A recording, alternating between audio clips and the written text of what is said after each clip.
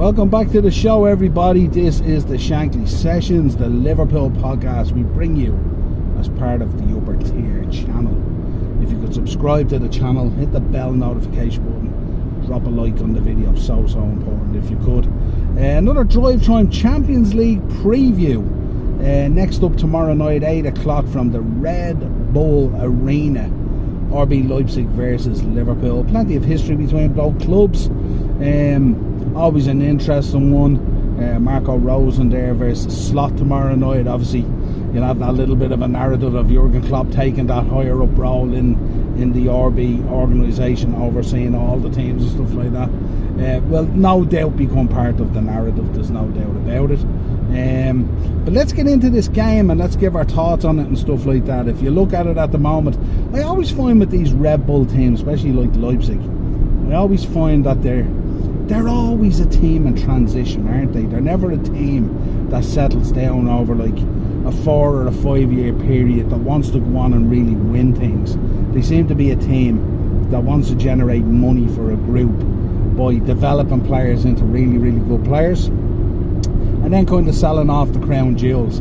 So for a manager, it's kind of a thankless job, because if you bring player on and you develop them and you coach them and all that kind of stuff, you know they're probably going out the door.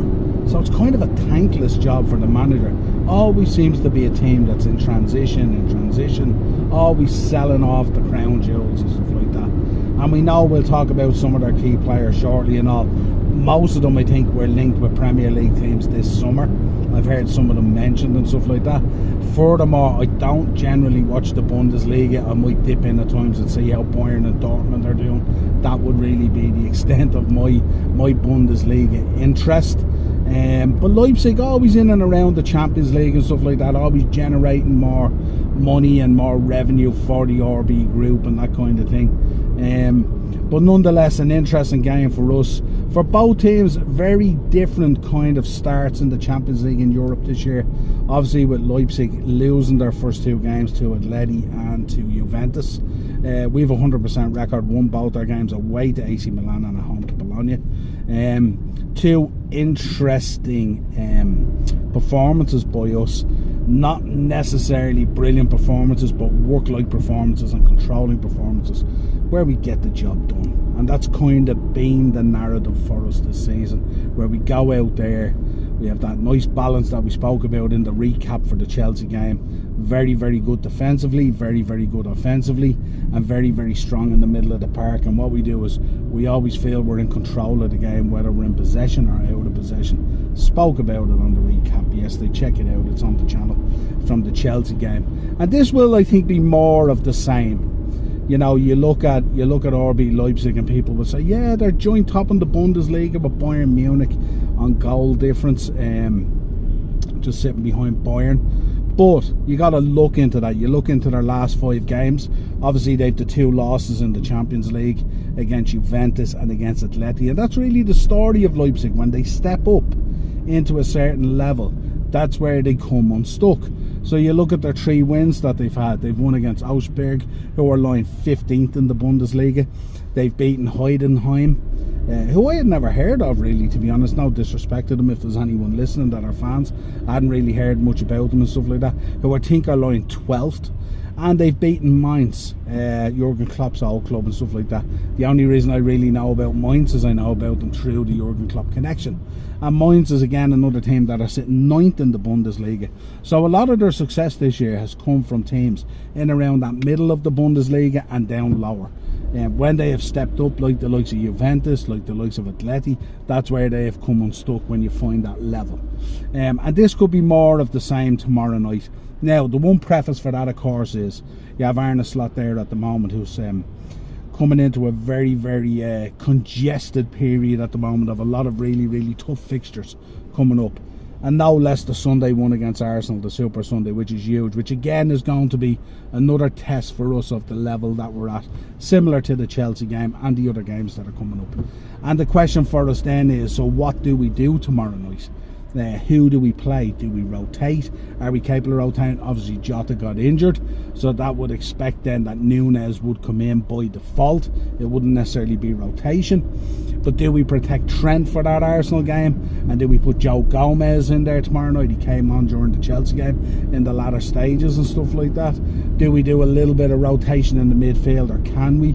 You know, does Curtis come in and we give Dom a rest, because Dom, as we know, where his work rate is exceptional and stuff like that, he's just kind of struggling a little bit in terms of what he does when he gets there, isn't he? So maybe a little bit of a break, but then again, should we give him a break, or should we try and play him through it and stuff like that? Who knows? Should we potentially have Curtis on the right, which at times we've kind of done, but it hasn't looked great. But Curtis likes that kind of free role. You've seen it against Chelsea, where he likes to move around, make himself available, be on the ball, pulling the strings, so to speak, and stuff like that. Is Mac ready to go back in there? Are they still nursing this groinal situation, or is he all good? That remains to be seen. So let's see if there is rotation in there, and what way does he go. I don't see there being a huge amount. Obviously Alisson out, so Quivin is in. You know, if you look at the rest of the team, okay, you have a question. Does Trent sit out, and does Joe Gomez come in on the far side? Does Robbo get a break with the Arsenal game coming up, and do they put Costas in? We know Aaron is not a huge man for rotation, but we know with the amount of games coming up, it's going to be pivotal to work your squad in a certain way. And this game tomorrow night is not like, obviously we want to keep that winning mentality going. We want to keep the 100% record in the Champions League. Really, really important. But we also have one eye on the Premier League. Big test coming up this Sunday. We will do a preview of it on Friday night. And we'll bring you all the latest from the League of Ireland as part of that as well. Like what we did last Friday. Kind of a cool show, fun show and all that kind of thing. Also tonight, don't forget, Pro Wrestling Weekly is on. We're going to be, myself and Sean, we're going to be previewing OTT's 10th anniversary. We'll recap Raw and SmackDown. We'll bring you all the latest pro wrestling news. Samantha Irvin leaving WWE, and Lillian Garcia coming back. Who would have called it?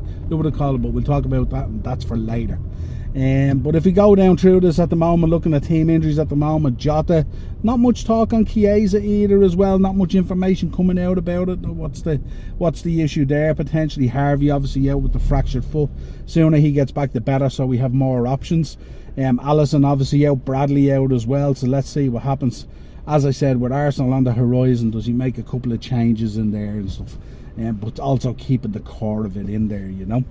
If you look at Leipzig at the moment, Openda is the danger there, and him and Hedera, who came out, they were doubts after the Mainz game. They came off, but the talk is they should be okay. Let's see what happens there. Schlager, Raum, Seweld and Odragogo, I think is how you pronounce that, are all out. Again, not an awful lot of players that I've heard. When I look at our players, I know Openda because I know he's having quite a good season. I know Xavi Simons, obviously from the Euros and all that kind of stuff. A guy that Virgil van Dijk will know very, very well. I looked at Xavi Simons, a very, very skillful little player and stuff like that, but lacks a bit of physicality, doesn't he? Looks really, really good on the ball at times, quite nice on the eye and stuff like that in terms of how he plays. But again, doesn't lead to a huge amount and stuff like that. Sesko, of course, we know real well. He has been linked with a number of players in the Premier League over the last couple of years and stuff like that. A little bit of quality in there, that's for sure. And obviously Gertruda as well, who Slot would know as well from his Feyenoord days and stuff like that. That's as much as I know in terms of that team. There's not a whole lot else that I know about it. I would expect Liverpool with a prediction of about 2-0 to come through this. Clean sheet. The defence is absolutely rock solid at the moment. Who gets the goals? Who knows? Maybe Mo continues on his good form and stuff like that. I'd love Darwin to get a goal. Darwin to get a goal would be cool, because he's just waiting to kind of get that goal to unleash and get his season going, isn't he? And he might get a run in the game, pending on the Jota situation with the rib injury. I haven't got an update yet, because I know that the press conference is at 6:30 tonight, so we'll probably get an update tonight. I'm hoping Jota will be fit for the weekend. Can't afford to be losing Jota for long periods of time like last season, stuff like that. So hopefully it's just a kind of a knock or a bit of a bruised rib that should be okay in time for the weekend, just to give us even options, even if it's not necessarily a starter, maybe if he comes on and all that kind of thing. But he would be one that would be a real menace against Arsenal and stuff like that, you know. So that's what I'm going for. That's what I think the team will be. I think we might get Gomez and Costas maybe being the only change. Curtis probably holding down his position as well. And up front, of course, Salah, Nunes and Diaz. Does Gakpo come back in? Who knows? We shall see. 2-0, I'm thinking. So up the top of the table, Reds continue the winning form, push on into the weekend, then hopefully, fingers crossed, no injuries or nothing else jumps up and bites us. And let's see how it goes. Let us know your predictions in the comments. Let us know, do you think Slot will make any changes? Will he rotate those players out? Let us know your thoughts on that as well. Always nice to have the Champions League back. International breaks just kill us, don't they?